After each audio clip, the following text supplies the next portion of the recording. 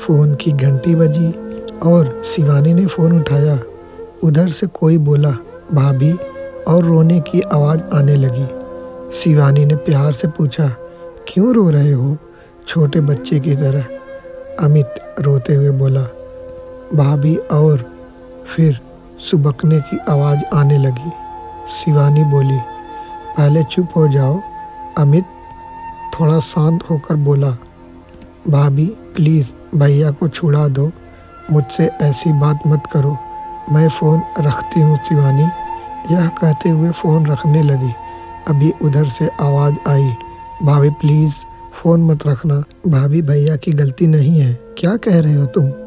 तुम्हें पता भी है मुझे तुमसे इस विषय में बात नहीं करनी, और कुछ और बात है तो बताओ। भाभी मैं जानता हूँ, अमित रुधे हुए स्वर में बोला। शिवानी न चाहते हुए भी थोड़ी गुस्से से बोली, क्या जानते हो? यह ही कि भैया ने आपको मारा, और क्यों मारा ये भी जानता हूँ। अमित थोड़ा धीरे से बोला। शिवानी को अब गुस्सा आने लगा और वो थोड़ी तेज आवाज़ में बोली, ये सब कहने को तुम्हें किसने कहा? भाभी किसी ने नहीं, मम्मी पापा तो किसी वकील से मिलने गए हैं, उन्होंने तो आपसे बात करने को मना किया है। अमित ने जवाब दिया। तो फिर क्यों बात कर रहे हो तुम इन सब बातों में मत पड़ो। शिवानी गुस्से से बोली, कैसे न पढ़ूं? वो मेरे बड़े भाई ही नहीं, सब कुछ है। मैं उनके बिना कैसे जीऊँगा? गलती मैंने की और सज़ा भैया भुगत रहे हैं। अमित कहकर चुप हो गया। तुमने कोई गलती नहीं की। तुम्हारे भैया ने मुझे मारा, एक बार भी नहीं 2 बार। पहले थप्पड़ मारा और फिर अगले दिन गला दबाने की कोशिश की। शिवानी झुंझलाहट में सब बोल गई। अमित भी चीखकर बोला, माँ ने कहा था कि उसे सच जान। उसने अमित की स्कूल की यूनिफॉर्म की टाई और बेल्ट क्यों छुपाई थी? वो भैया को बार बार फ़ोन करके परेशान किए जा रही थी। भैया ने बताया था कि आपने ऐसा कुछ नहीं किया। उन्होंने कहा आप झूठ बोल रही हैं, आप चाहती ही नहीं कि मैं पढ़ूं। बस भैया को गुस्सा आ गया। मैंने सोचा भैया जब शांत हो जाएंगे तो मैं सच बता दूंगा। तुम क्या कह रहे हो? तुम्हें पता भी है? शिवानी हैरान होकर बोली। अमित धीरे से बोला, हाँ भाभी, मैं जानता हूँ मैं क्या बोल रहा हूँ। 24 जनवरी सुबह 5 बजे आप दोनों बेंगलुरु के लिए निकल गए थे। मुझे लगा था उस दिन मैं स्कूल की छुट्टी कर लूँगा, पर मम्मी पापा बोले, नहीं कोई छुट्टी नहीं, स्कूल जाओ।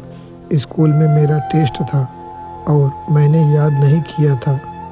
मम्मी पापा को पता था कि बुधवार को स्कूल की यूनिफॉर्म की चेकिंग होती है, इसलिए मैंने टाई बेल्ट जल्दी से बेड में नीचे डाल दी और उनके साथ ढूंढने लग गया। बस ढूंढते ढूंढते समय कट गया।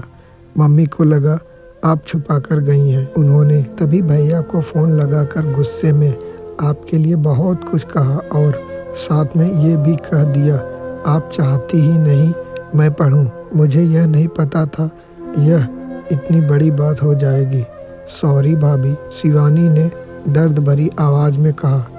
तुमने यह बात अपने भैया से क्यों नहीं बताई?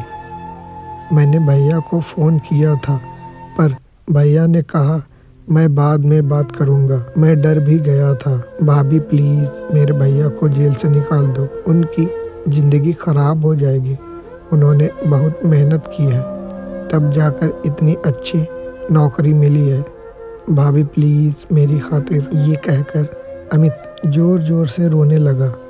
शिवानी बोली, चुप हो जाओ, मैं तुम्हारे भैया को जेल से निकाल दूंगी, पर तुम प्रॉमिस करो तुम हमारी इन बातों के बारे में कभी किसी को नहीं बताओगे, अपने भैया तक को नहीं। आज के बाद मुझसे बात भी नहीं करोगे। शिवानी ने फ़ोन रख दिया। फ़ोन रखकर वो फूट फूट कर रोने लगी।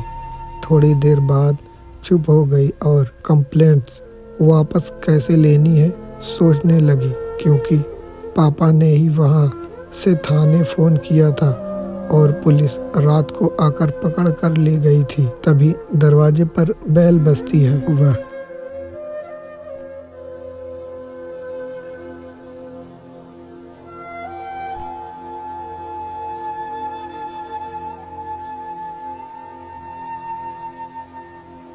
फिर उसके पापा उसे चुप करवाते हैं और उसे कहते हैं, तैयार हो जाओ, थाने जाना है, FIR लिखवानी है।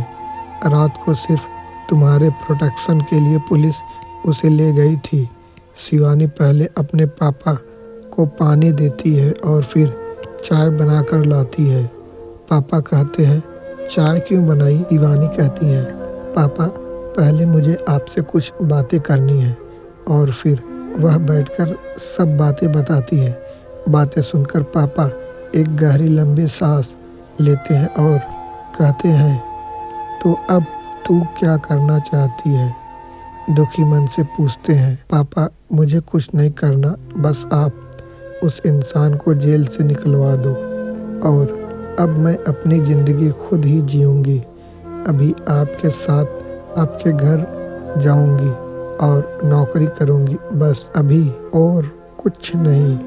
उसके पापा उसके सर पर हाथ रखकर एक लंबी सांस लेते हैं और कहते हैं, बेटा वो तेरा घर है और सदा तेरा ही रहेगा।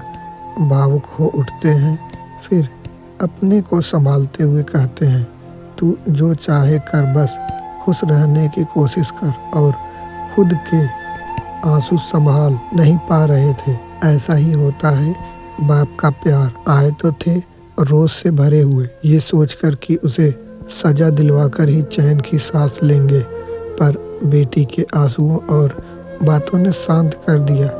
कभी कभी घर की छोटी छोटी बातें घर तबाह कर देती है, घर बसने से पहले ही उजाड़ देती है, सपनों के ताजमहल मिनट में ढेर कर देती है। मेरी बेटी का क्या कसूर था?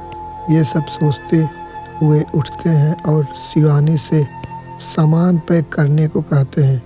फिर पापा बेटी थाने जाने के लिए निकल जाते हैं। अगर वीडियो अच्छी लगी हो तो वीडियो को एक लाइक कर दीजिएगा, और अगर आप हमारे चैनल को अभी तक सब्सक्राइब नहीं किया है तो नीचे सफ़ेद कलर का सब्सक्राइब बटन है, उस पर क्लिक करके नोटिफिकेशन को ऑन कर दीजिए ताकि कोई भी कहानी मिस ना हो।